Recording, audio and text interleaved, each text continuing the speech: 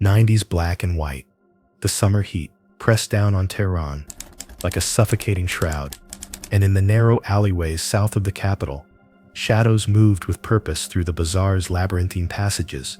It was the morning of August 19th, 1953, and Colonel Nematullah Nassiri clutched a manila envelope containing two pieces of paper that would either change the course of Middle Eastern history or cost him his life.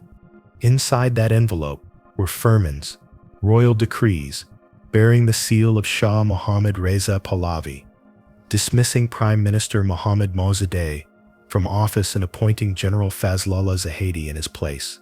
The paper felt thin and insubstantial in Nassiri's hands, yet it represented months of careful planning by the Central Intelligence Agency, CIA, and Britain's Secret Intelligence Service, known to the world as MI6. As his black sedan wound through Tehran's streets toward Mossadegh's residence, Nassiri could not have known that he was carrying the final act of a drama that had begun 2 years earlier with the nationalization of Iran's oil industry, a drama that would echo through decades and reshape the relationship between East and West. Hello there. You are about to witness a story drawn from declassified files and public archives, a story of how two of the world's most powerful intelligence agencies orchestrated the overthrow of a democratically elected government in just 4 days of carefully choreographed chaos. The story begins not with gunfire or revolution, but with a handshake in a London boardroom and a signature on an oil concession that would bind Iran's fate to British interests for half a century. The roots of Operation AJAX stretched back through the sands of time to 1901, when a Welsh adventurer named William Knox Darcy secured from Shah Muzaffar al-Din an oil concession covering 3/4 of Persia, as Iran was then known. For 50 years, the Anglo-Iranian Oil Company, AIOC, extracted black gold from Iranian soil while paying the Iranian government a pittance in royalties, a mere 16% of the company's profits. The British government owned 51% of AIOC stock, and Iranian oil had become the lifeblood of the Royal Navy, powering British ships across the world's oceans during 2 devastating world wars. By 1951, this arrangement had become intolerable to Iranian nationalists, led by a 70-year-old aristocrat named Mohammad Mosaddegh, a Swiss-educated lawyer whose family had served Persian royalty for generations. Mossadegh possessed a theatrical flair that bordered on the operatic. He would weep in parliament, faint during crucial debates, and conduct negotiations from his bed while wearing pink pajamas. Yet beneath this eccentric exterior lay a brilliant legal mind and an unshakable commitment to Iranian sovereignty. When Mossadegh rose in the Majlis, Iran's parliament, on March 15, 1951, his voice carried the weight of national humiliation. For decades, he declared, Britain had treated Iran as a colonial possession, extracting its resources while leaving its people in poverty. The AIOC employed hundreds of thousands of Iranian workers, yet refused to allow Iranian auditors to examine its books or Iranian engineers to hold senior positions in their own country's oil fields. British personnel lived in luxurious compounds with swimming pools and tennis courts, while Iranian workers inhabited tin shacks without running water. The nationalization bill that Mossadegh championed passed the Majlis by a unanimous vote, and when Shah Mohammad Reza Pahlavi appointed him Prime Minister on April 29, 1951, one of his first acts was to sign the nationalization into law. The Anglo-Iranian Oil Company's assets, worth an estimated £300 million, became the property of the Iranian people, effective May 2, 1951. In London, the reaction was swift and unforgiving. Prime Minister Clement Attlee's Labour government viewed the nationalization as tantamount to theft, a violation of international law that threatened British interests throughout the Middle East and beyond.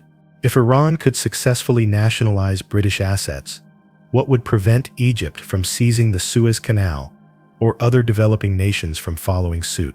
The British Treasury calculated that Iranian oil provided 12% of Britain's hard currency earnings, and without it, the already struggling British economy might collapse entirely. The British response came in layers, each more severe than the last. London imposed an immediate embargo on Iranian oil, dispatched Royal Navy warships to the Persian Gulf, and froze Iranian assets in British banks.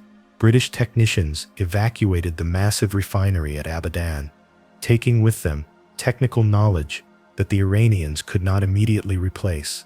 Most devastatingly, Britain organized an international boycott of Iranian oil, threatening legal action against any company that purchased what it termed stolen property. By late 1951, Iranian oil exports had virtually ceased, and the country's economy began to crumble. Government revenues plummeted, unemployment soared, and social unrest spread through Iranian cities. The British economic warfare was working, but it was also pushing Iran toward instability that could benefit the Soviet Union, a prospect that alarmed officials in Washington. President Harry Truman's administration found itself caught between competing concerns. The Americans sympathized with British complaints about the violation of property rights, yet they also understood the appeal of Iranian nationalism and feared that continued economic pressure might drive Iran into the Soviet orbit. Iran shared an 800-mile border with the Soviet Union, and the Tudeh Party, Iran's communist organization, was gaining strength as economic conditions deteriorated.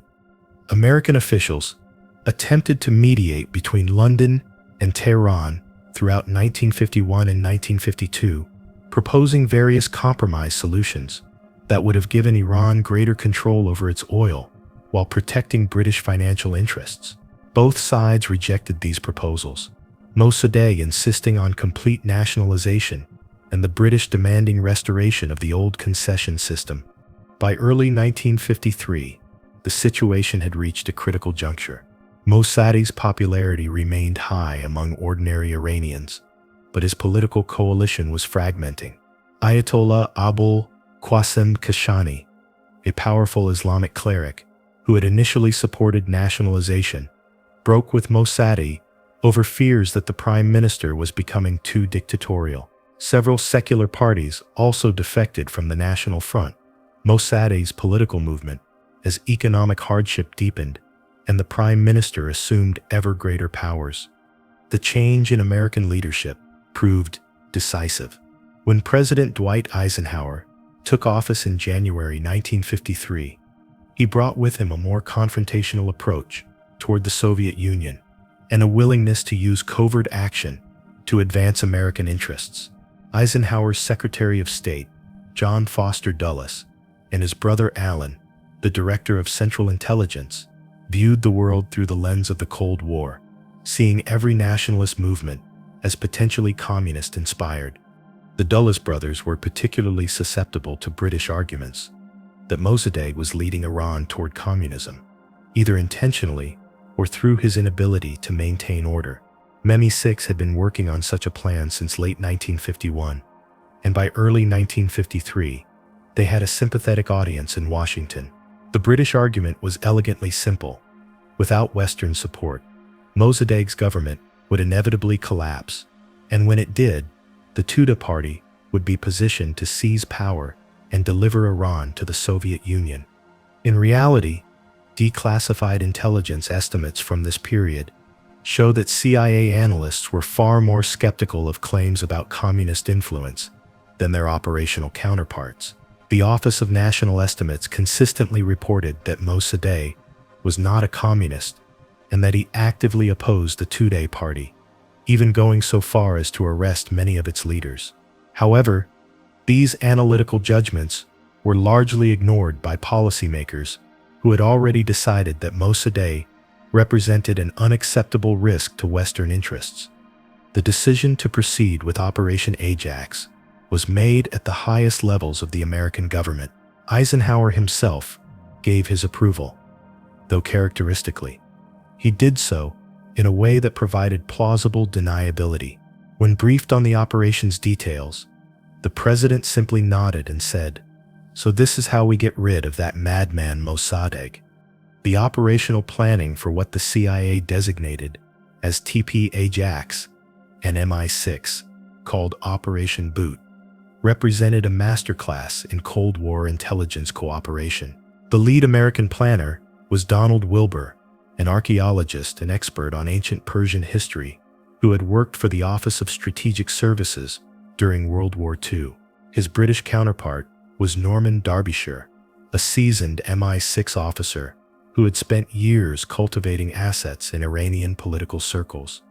Their first challenge was identifying Iranian allies willing to participate in overthrowing their own government. The British had maintained extensive intelligence networks in Iran since the 19th century, built around tribal leaders, military officers, politicians, and religious figures who had been receiving British subsidies for decades.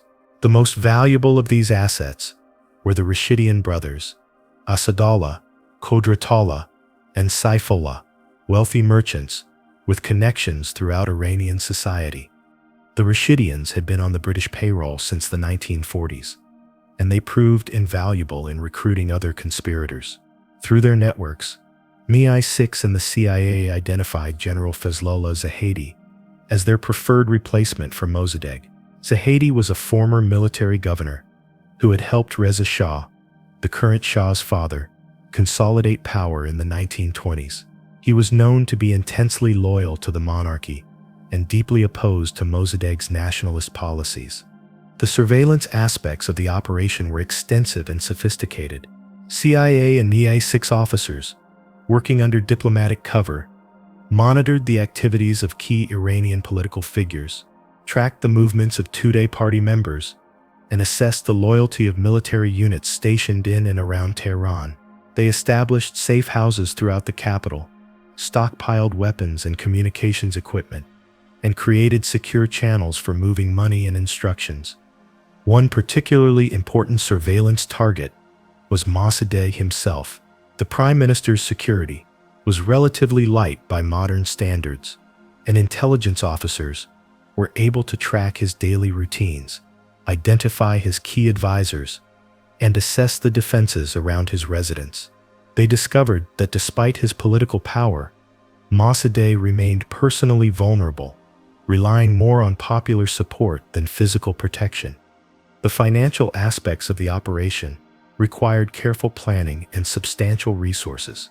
The CIA allocated approximately $100,000 for the coup, a significant sum in 1953 dollars that would be worth well over $1 million today. This money was used to bribe Iranian officials, pay for demonstrations, purchase the loyalty of military officers, and fund propaganda activities. Perhaps the most audacious aspect of the tradecraft was the recruitment of Tehran's criminal underworld. CIA and MI6 officers, working through Iranian intermediaries, hired gang leaders and their followers to stage demonstrations and counter-demonstrations. These ruffians, as they were described in intelligence reports, could be mobilized quickly to create the appearance of popular unrest and provide muscle when needed. The intelligence services also conducted extensive psychological warfare operations. They distributed forged documents purporting to show communist plans to seize power, spread rumors about Mossadegh's mental health and political intentions, and used their media assets to amplify anti-government sentiment. Iranian newspapers that received Western subsidies began publishing increasingly critical articles about the Prime Minister's policies and competence. By mid-1953, the surveillance networks had identified a crucial vulnerability in Mossadegh's position: his complex relationship with Shah Mohammad Reza Pahlavi. The young Shah was weak and indecisive, but he retained constitutional authority to dismiss prime ministers. If the intelligence services could convince or coerce him to issue a firman dismissing Mossadegh, they would have a legal pretext for the coup. The surveillance also revealed growing divisions within the Iranian military. While some units remained loyal to Mossadegh, others were commanded by officers who opposed his policies. or could be bought.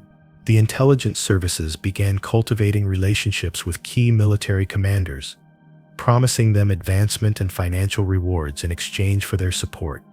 When the time came to act, one documented operation from this period involved CIA officer Kermit Roosevelt, the grandson of President Theodore Roosevelt, who had been chosen to lead the American side of the operation on the ground in Tehran. Roosevelt, using the cover name James Lockridge, established contact with Iranian opposition figures and began coordinating plans for the coup. His communications with Washington, partially preserved in declassified documents, reveal the careful attention to detail required for such an operation. On July 9, 1953, Roosevelt sent a cable to CIA headquarters, reporting on a meeting with General Zahedi. The general had expressed concern about the timing of the operation, fearing that Mossadegh's security forces might be too strong to overcome. Roosevelt reassured him that American and British support would be forthcoming, and that the operation had been carefully planned to maximize chances of success. Another significant surveillance operation involved monitoring the activities of Tudeh party members and sympathizers. The intelligence services wanted to ensure that communists would not be able to take advantage of the chaos surrounding Mossadegh's overthrow to seize power themselves. They identified key Tudeh leaders for potential arrest and monitored communist safe houses and meeting places. The tradecraft extended to communication security as well. All messages between Tehran and Washington or London were transmitted using high-grade cryptographic systems, and cover names were used for all major participants.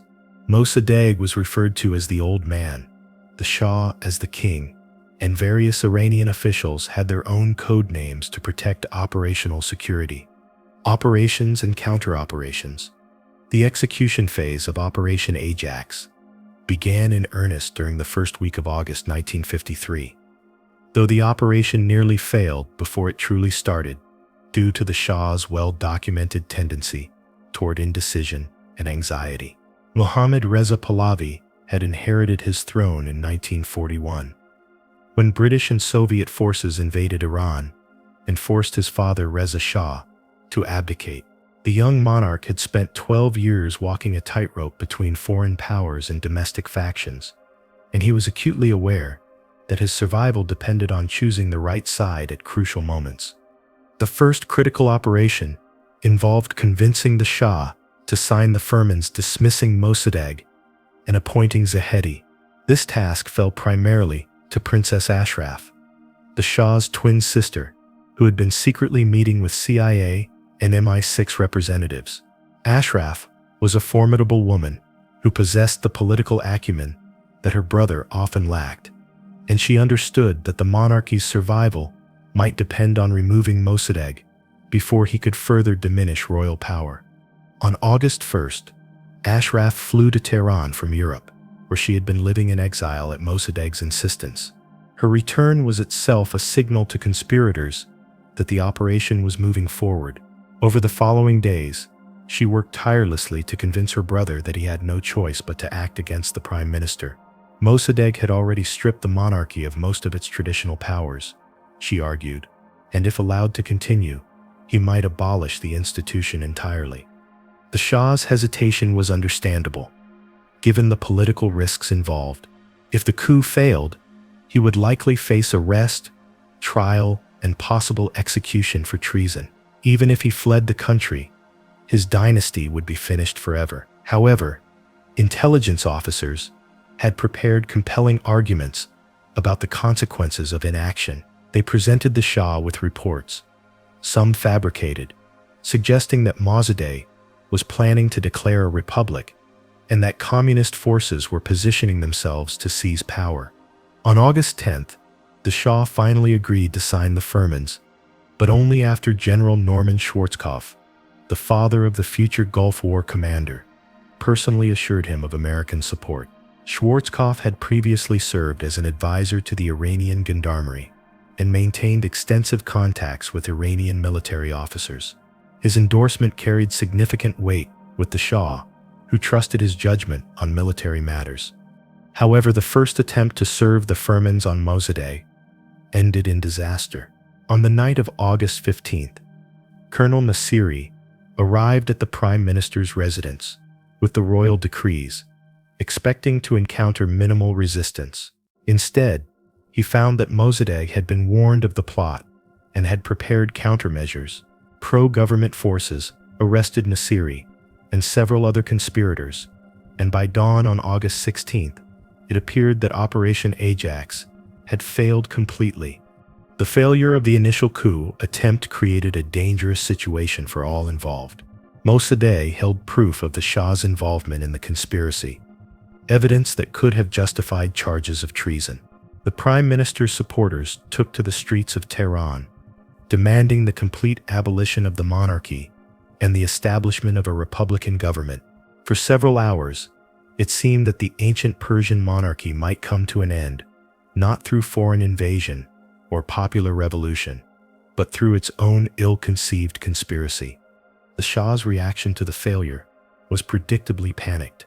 Within hours of learning that the coup had miscarried, he and Queen Soraya fled Tehran in their private aircraft, first to the Caspian resort of Ramsar, and then to Baghdad, and finally to Rome. The royal flight was intended to be temporary, a strategic withdrawal until the situation could be assessed, but it had the unintended effect of making the Shah appear weak and unreliable to potential supporters. CIA headquarters in Washington was equally alarmed by the turn of events. Alan Dulles cabled the Tehran station, ordering the immediate withdrawal of all American personnel involved in the operation. From Washington's perspective, AJAX had failed, and continued involvement would only risk exposing American complicity in the conspiracy. The official order was clear. All CIA officers were to cease operations and prepare for evacuation. However, Kermit Roosevelt, the operations field commander, made a decision that would define his career and alter Middle Eastern history. Despite direct orders from headquarters, he chose to remain in Tehran and attempt to salvage the operation. Roosevelt believed that the situation was not hopeless, that with the right combination of pressure and persuasion, pro-Shah forces could still prevail. Roosevelt's decision to disobey orders and continue the operation was supported by his British counterparts, who had their own reasons for wanting to see Mossadegh removed. MI6 had invested years of effort in building networks within Iran, and they were reluctant to abandon those assets without making every possible effort to achieve their objectives. The counter-operation that Roosevelt improvised during the next 72 hours demonstrated both the possibilities and limitations of covert action. Rather than relying on military force alone, he orchestrated a sophisticated campaign combining psychological warfare, street demonstrations, and targeted violence, designed to create the impression that Mossadegh had lost control of the situation. The key insight that Roosevelt and his Iranian allies had was that many Iranians remained undecided about the political crisis engulfing their country, while Mossadegh retained significant popular support, particularly among intellectuals and urban middle-class voters. Large segments of Iranian society, including traditional merchants in the bazaar, tribal leaders, and religious conservatives, had grown increasingly uncomfortable with his confrontational policies and dictatorial tendencies. On August 17th and 18th, Roosevelt's agents began implementing what intelligence documents describe as a campaign of chaos. Paid demonstrators appeared in various parts of Tehran, some supporting Mossadegh and others opposing him, creating an atmosphere of political instability. More sinisterly, agents provocateurs committed acts of violence and vandalism while posing as supporters of various political factions, making it difficult for ordinary citizens to understand what was really happening. The most effective aspect of this counter-operation was the way it exploited existing social and political tensions within Iranian society. Rather than simply attempting to impose a foreign solution on Iran, Roosevelt and his allies tapped into genuine domestic opposition to Mossadegh's increasingly authoritarian rule. Many Iranians who had initially supported the prime minister had become concerned about his concentration of power and his apparent willingness to ally with communist forces when it served his purposes. The morning of August 19, 1953, began with a carefully orchestrated deception that would become a textbook example of intelligence tradecraft. As dawn broke over Tehran's ancient minarets, teams of CIA-funded provocateurs emerged from safe houses throughout the capital's southern districts, each carrying specific instructions and a predetermined amount of cash to distribute among willing participants. The operation's genius lay not in its complexity, but in its psychological sophistication. Roosevelt and his Iranian collaborators understood that successful coups require more than military force. They need the appearance of popular legitimacy and the momentum that comes from seeming inevitable. To create this impression, they deployed what intelligence professionals call manufactured spontaneity, carefully planned events designed to appear natural and uncoordinated. The first phase began in Tehran's sprawling bazaar, where merchants had grown increasingly frustrated with Mossadegh's economic policies and the continued British boycott of Iranian oil. Here, the Rashidian brothers activated networks they had been building for months, approaching respected bazaar leaders and influential clerics with a simple message: the time had come to restore order to Iran, and that required supporting the Shah against his rebellious prime minister. What made this approach so effective was its foundation in genuine grievances. Many traditional merchants had indeed suffered under the oil embargo. Religious conservatives were genuinely concerned about communist influence in Mossadegh's government, and tribal leaders had legitimate fears about the centralization of power in Tehran. The CIA and MI6 did not create these concerns. They simply amplified and channeled them toward their desired objective. By mid-morning, crowds began gathering in several locations throughout southern Tehran. Initially small groups of perhaps 20 or 30 people, but growing steadily as word spread through neighborhood networks. The crowds carried hastily made banners, proclaiming loyalty to the Shah and demanding Mossadegh's resignation, creating the impression of a spontaneous popular uprising. However, intelligence documents reveal the extensive planning behind these apparently spontaneous events. Each crowd was led by what the CIA termed gang leaders, men who controlled networks of street toughs, unemployed workers, and petty criminals willing to participate in demonstrations for modest financial compensation. The amounts were not large by Western standards, perhaps the equivalent of a day's wages for an unskilled laborer, but sufficient to motivate participation among Tehran's economically desperate underclass. The technique of using hired crowds was particularly effective because it created a bandwagon effect among genuinely uncommitted Iranians. As the demonstrations grew larger and appeared more legitimate, ordinary citizens who had been watching from the sidelines began joining in, either because they genuinely supported the cause or because they wanted to be on what appeared to be the winning side. Roosevelt coordinated these activities from a safe house in northern Tehran, using a network of Iranian intermediaries to pass instructions and money to demonstration leaders. His communications with the various groups were necessarily indirect, transmitted through multiple layers of contacts to maintain operational security and provide plausible deniability if the operation was exposed. The second phase of the operation involved neutralizing Mossadegh's security forces and winning over uncommitted military units. This required a combination of bribery, persuasion, and intimidation directed at key Iranian officers. Many of these men were already wavering in their loyalty to the Prime Minister, concerned about his increasingly dictatorial behavior, and worried about their own careers under a government that seemed to be moving leftward. The technique used here was classic intelligence tradecraft, identifying individual officers who might be susceptible to recruitment and approaching them through trusted intermediaries. The pitch was carefully calibrated to each officer's particular concerns and motivations. Some were offered financial rewards, others were promised advancement in a post-Mossadegh government, and still others were simply presented with compelling arguments about their duty to the Shah and the Iranian constitution. Perhaps the most crucial recruitment was that of General Timur Bakhtiar, commander of the military police in Tehran. Bakhtiar controlled several hundred armed men who could either suppress the demonstrations or join them, and his decision would largely determine the operation's success or failure. The general had his own grievances against Mossadegh, who had passed him over for promotion and excluded him from important decisions, making him receptive to approaches from the conspiracy. The psychological pressure applied to Bakhtiar and other wavering officers was intense and multifaceted.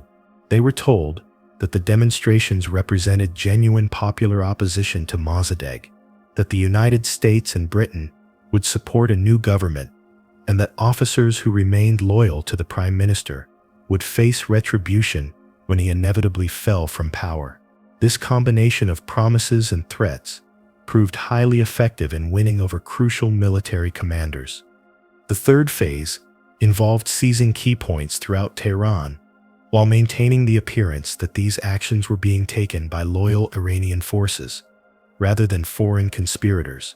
The targets included radio stations, telephone exchanges, government buildings, and military installations, all of which needed to be controlled to prevent Mossadegh from organizing an effective counter-coup. The technique employed here required careful timing and coordination among various groups of conspirators. Each target was assigned to a specific team with detailed knowledge of the facility's layout, security arrangements, and key personnel. The teams included both military officers, who could provide legitimacy and authority, and civilian operatives, who could handle technical aspects of the operations. The seizure of Radio Tehran was particularly important because it allowed the conspirators to control the narrative reaching the Iranian public. Within hours of taking the station, they began broadcasting announcements claiming that the Shah had dismissed Mossadegh and appointed Zahedi as the new prime minister, and that all loyal Iranians should support the restoration of legitimate government. The technique of controlling information flow proved crucial to the operation's success. By preventing Mossadegh from effectively communicating with his supporters and simultaneously flooding the airwaves with pro-Shah propaganda, the conspirators created an information environment that favored their objectives. Many Iranians, hearing only one side of the story, concluded that the government had indeed changed and that resistance was futile. The final phase involved the actual capture of Mossadegh himself, a task that proved more difficult than anticipated. The Prime Minister had taken refuge in his fortified residence, defended by several hundred loyal troops and police officers who remained committed to his government, despite the chaos engulfing the capital. The technique used to overcome this final obstacle combined military pressure with psychological warfare. Tanks commanded by pro-Shah officers surrounded Mossadegh's house while loudspeakers broadcast surrender demands and promises of safe passage if he gave up peacefully. At the same time, the sounds of celebration from other parts of the city were amplified to suggest that his cause was hopeless, and that continued resistance would only result in unnecessary bloodshed. The siege of Mossadegh's residence lasted several hours, with defenders holding out until late afternoon. The psychological pressure was as important as the military pressure, as the Prime Minister's supporters gradually realized that they were isolated and that no relief was coming. When tanks finally breached the walls of the compound, many defenders surrendered immediately, rather than fighting to the death for a cause that appeared already lost. The financial architecture of Operation AJAX reveals the sophisticated methods intelligence agencies employed to influence foreign governments while maintaining plausible deniability about their involvement. The total cost of the operation, approximately $100,000 in 1953 currency, represented a remarkable return on investment for what would become one of the most consequential covert actions in Cold War history. The money flowed through carefully constructed networks, designed to obscure its origins while maximizing its impact on Iranian politics. The primary conduits were the Rashidian brothers, whose merchant activities provided perfect cover for moving large sums of cash throughout Tehran and other Iranian cities. Their legitimate businesses, including import-export operations and real estate investments, generated enough financial activity to mask the additional funds flowing from Western intelligence services. Each payment was structured to serve multiple purposes beyond simple bribery. When CIA operatives provided money to Iranian military officers, they did so in ways that created ongoing obligations and dependencies, rather than making single large payments that might be seen as one-time transactions. They established patterns of regular support that made recipients feel like valued partners rather than mere mercenaries. The economic leverage extended far beyond direct payments to individuals. Western intelligence services coordinated with their government's economic warfare capabilities to maximize pressure on Mossadegh's administration. The British oil embargo, which had reduced Iranian government revenues by approximately 60%, created a fiscal crisis that made many Iranian officials desperate for alternative sources of funding. This desperation was skillfully exploited by offering financial relief to carefully selected Iranian institutions. Religious organizations received donations for charitable activities. Tribal leaders were provided with funds for development projects in their regions, and urban merchants were offered credit facilities to maintain their businesses during the economic crisis. The political economy of control also involved manipulating Iran's media landscape through a combination of ownership, advertising revenue, and direct subsidies.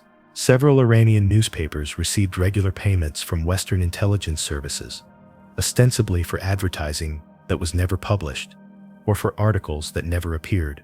These payments allowed friendly publications to survive the economic downturn, while hostile outlets struggled with declining circulation and advertising revenue. The technique was particularly effective because it worked with rather than against market forces.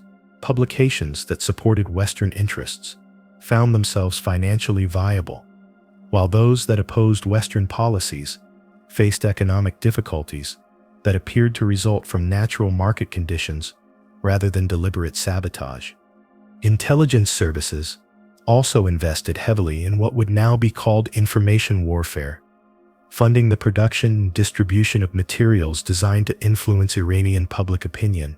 This included everything from printed pamphlets to street graffiti, all carefully crafted to appear as organic expressions of Iranian sentiment rather than foreign propaganda. The prisoner exchange and legal cover aspects of the operation required equally sophisticated planning. Intelligence services needed to ensure that Iranian collaborators would be protected if the operation failed, while also maintaining pressure on wavering officials who might be tempted to reveal the conspiracy. The solution involved creating what intelligence professionals call mutually assured destruction among the conspirators. Each participant was made aware that others possessed potentially damaging information about their involvement, creating powerful incentives for everyone to maintain operational security and support the operation's success. The legal framework for the coup was built around the constitutional fiction that the Shah was exercising his legitimate authority to dismiss a prime minister who had exceeded his constitutional powers. This required careful research into Iranian constitutional law and precedent, as well as coordination with Iranian legal scholars who could provide authoritative interpretations supporting the operation's legitimacy. The logistics of moving money, weapons, and personnel throughout Tehran during the coup required extensive advance planning and the establishment of secure supply lines. Safe houses needed to be stocked with supplies, escape routes needed to be identified and secured, and communication systems needed to be established that could function even if government forces attempted to disrupt them. Perhaps most importantly, the economic aspects of the operation extended far beyond the immediate goal of overthrowing Mossadegh. Western intelligence services were already planning for the post-coup period, identifying Iranian officials who could be trusted to negotiate favorable oil agreements and establishing relationships that would ensure continued Western influence over Iranian policy. The oil settlement that followed Mossadegh's overthrow demonstrated the long-term economic objectives behind the political intervention. The new agreement gave American companies a 40% share in Iranian oil production, breaking the British monopoly while ensuring that Iranian resources would remain under Western control. This arrangement generated hundreds of millions of dollars in profits for Western oil companies over the following decades, making the modest investment in Operation AJAX one of the most profitable intelligence operations in history. The political control mechanisms established during the coup also proved remarkably durable. The network of Iranian officials, military officers, and tribal leaders who had been recruited during the operation continued to serve Western interests for the next 25 years, until the Iranian Revolution of 1979 finally swept away the entire system. The afternoon of August 19th transformed from orchestrated chaos into genuine historical drama as the operation reached its climactic moment. By 2 o'clock, the momentum that had been building throughout the morning began to crystallize into something unstoppable, yet the outcome remained uncertain until the final hours. The critical turning point came when General Bakhtiar's military police units officially declared their support for the Shah and began actively participating in the demonstrations rather than attempting to suppress them. This decision transformed what had been a carefully managed crowd action into something approaching a genuine popular uprising, as ordinary Iranians who had been watching from the sidelines concluded that the government was indeed changing. The psychological impact of seeing uniformed military personnel marching alongside civilian demonstrators cannot be overstated. For many Iranians, the military represented stability and order, and its apparent support for the anti-Mossadegh movement suggested that the Prime Minister had indeed lost control of the situation. This perception became self-reinforcing as more military units declared their loyalty to the Shah and joined the growing crowds converging on central Tehran. The collapse of Mossadegh's position accelerated rapidly once it became clear that he could not rely on the security forces to maintain order. Throughout the morning, the Prime Minister had been issuing orders to various military units, expecting them to disperse the demonstrations and arrest the ringleaders. Instead, he discovered that many of his commands were being ignored or actively disobeyed by officers who had either been recruited by the conspiracy or were simply hedging their bets as the political winds shifted. The communications breakdown that accompanied this military defection proved catastrophic for Mossadegh's ability to coordinate an effective response.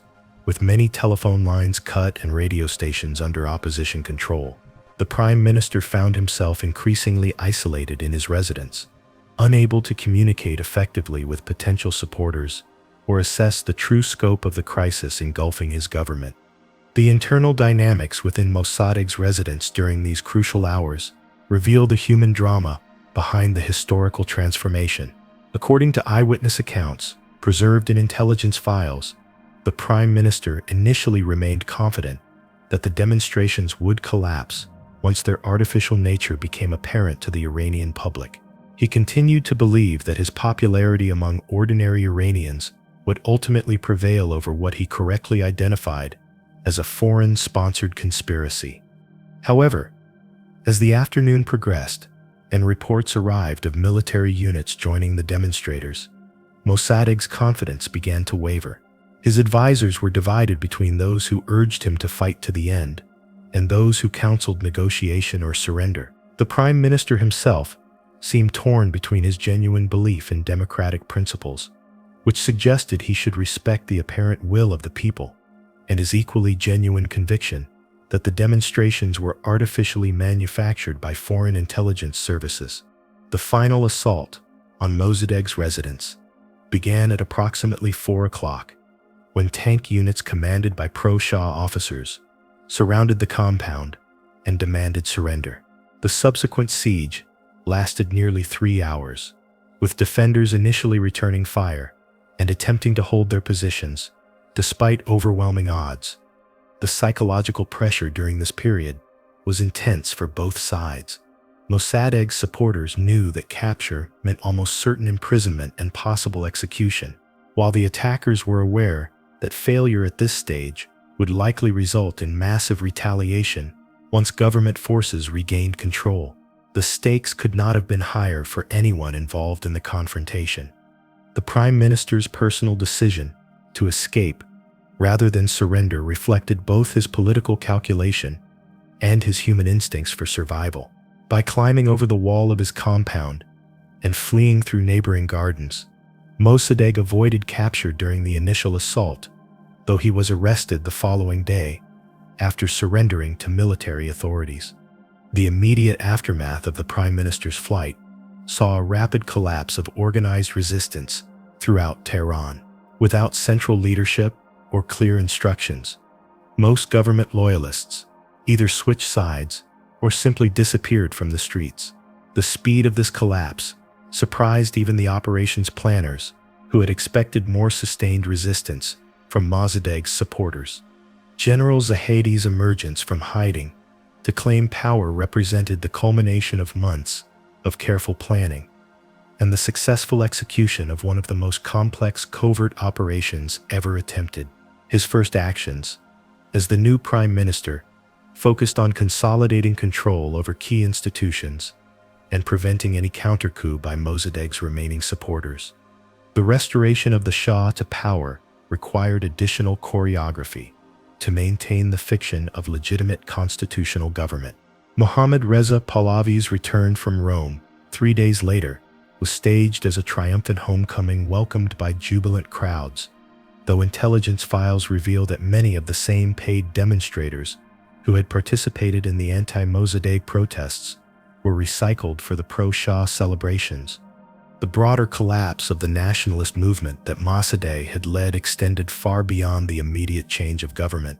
Within weeks of the coup, thousands of National Front supporters were arrested, including many intellectuals, journalists, and political activists who had played no direct role in the oil nationalization controversy, but were deemed security risks by the new regime.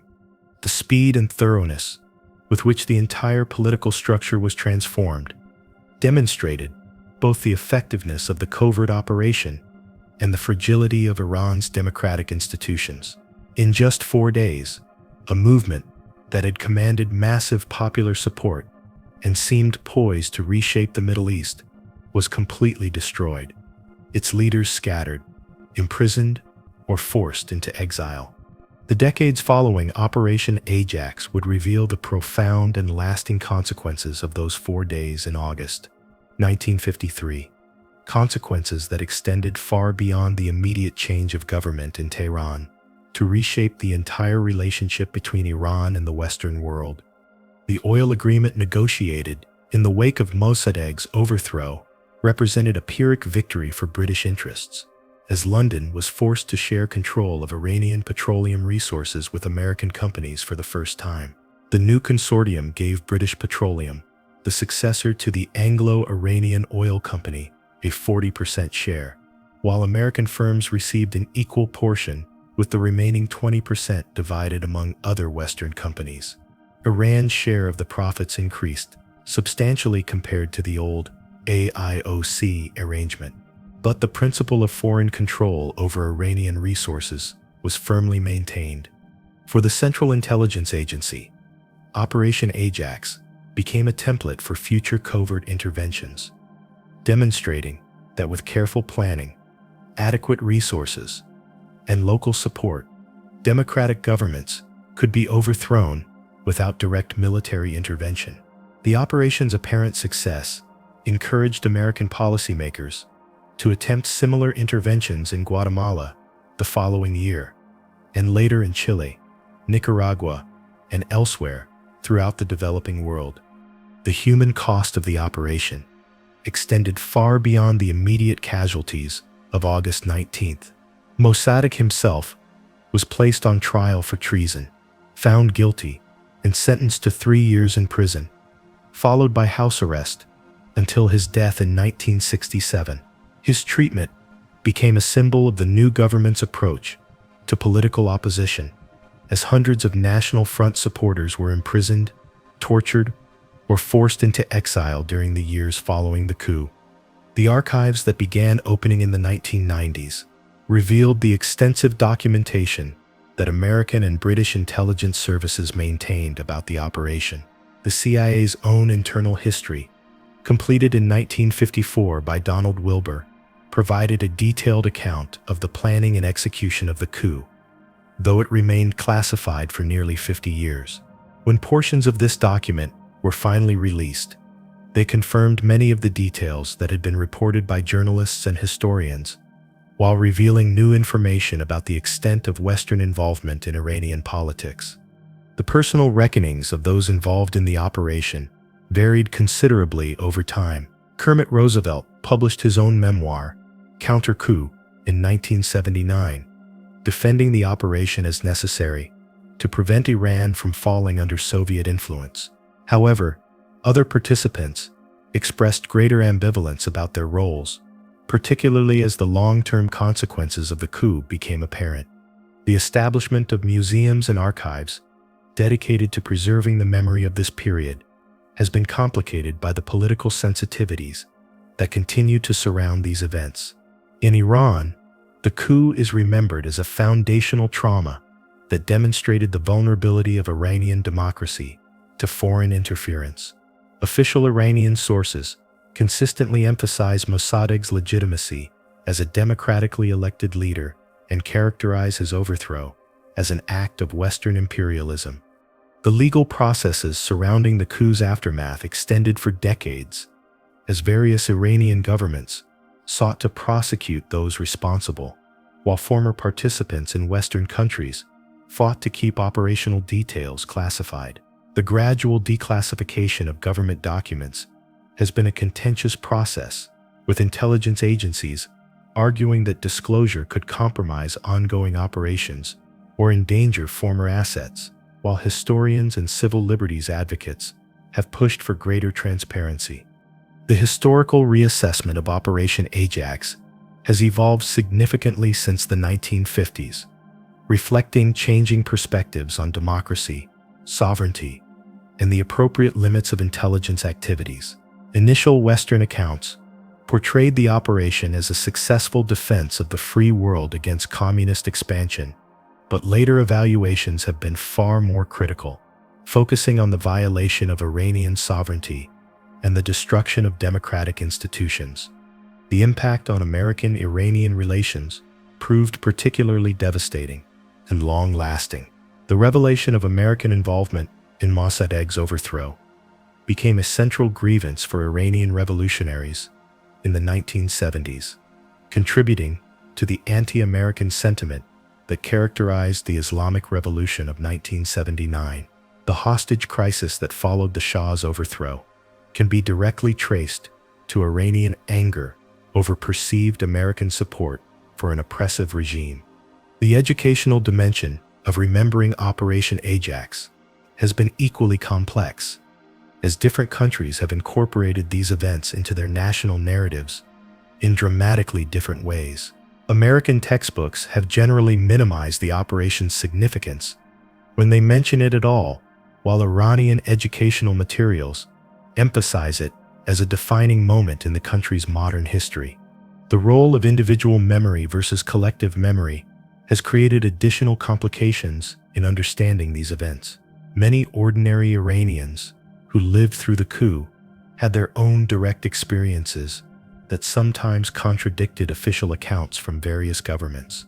Some genuinely supported the Shah's restoration, viewing Mossadegh as ineffective or dangerous, while others saw the coup as a foreign-imposed disaster that derailed Iran's democratic development.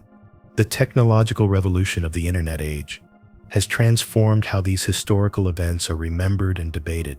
Declassified documents that were once accessible only to specialized researchers are now available to anyone with an internet connection, allowing for more informed public discussion, while also enabling the spread of conspiracy theories and misinformation. The generational aspects of memory have proven particularly significant, as those who lived through the events of 1953 have gradually been replaced by new generations whose understanding is based on historical accounts rather than personal experience. This transition has allowed for more objective analysis in some respects, while potentially losing important nuances that only eyewitnesses could provide. Conclusion. As we reach the end of this journey through the archives of Operation AJAX, drawn from declassified files and public records, we are left to contemplate the enduring questions that these 4 days in August 1953 continue to pose for our understanding of democracy, sovereignty, and the exercise of power in the modern world. The operation succeeded in its immediate objectives, removing Mohammad Mosaddegh from power and restoring Western control over Iranian oil resources. Yet its longer-term consequences proved far more complex and troubling than its planners had anticipated. The democratic institutions that were destroyed in 1953 were never fully rebuilt, contributing to the authoritarian rule that characterized Iran under the Shah and the revolutionary upheaval that eventually swept away the entire Western-backed system. The techniques pioneered in Operation AJAX, the careful cultivation of local assets, the manipulation of media narratives, the use of economic pressure and staged demonstrations, would be refined and repeated in covert operations around the world for decades to come. Yet the ultimate failure of these interventions to create stable democratic societies aligned with Western interests raises profound questions about the wisdom and morality of such activities. The human stories behind the historical events remind us that intelligence operations, however carefully planned and skillfully executed, have consequences that extend far beyond the immediate objectives of their planners. The thousands of Iranians who were imprisoned, tortured, or forced into exile in the aftermath of the coup paid a price for geopolitical calculations made in the corridors of power in Washington and London, calculations that prioritized strategic interests over democratic principles and human rights. Perhaps most importantly, Operation AJAX demonstrates the fragility of democratic institutions and the ease with which they can be undermined when foreign powers decide that their interests require political change. The speed with which Iran's nationalist government collapsed, despite its apparent popular support, reveals how vulnerable developing democracies can be to sophisticated forms of interference and manipulation. The legacy of those 4 days in August continues to shape Middle Eastern politics and Western relations with the developing world more than 70 years later. A reminder that covert operations, like all exercises of power, create consequences that extend far beyond their immediate objectives, and often in directions that their planners never anticipated or intended.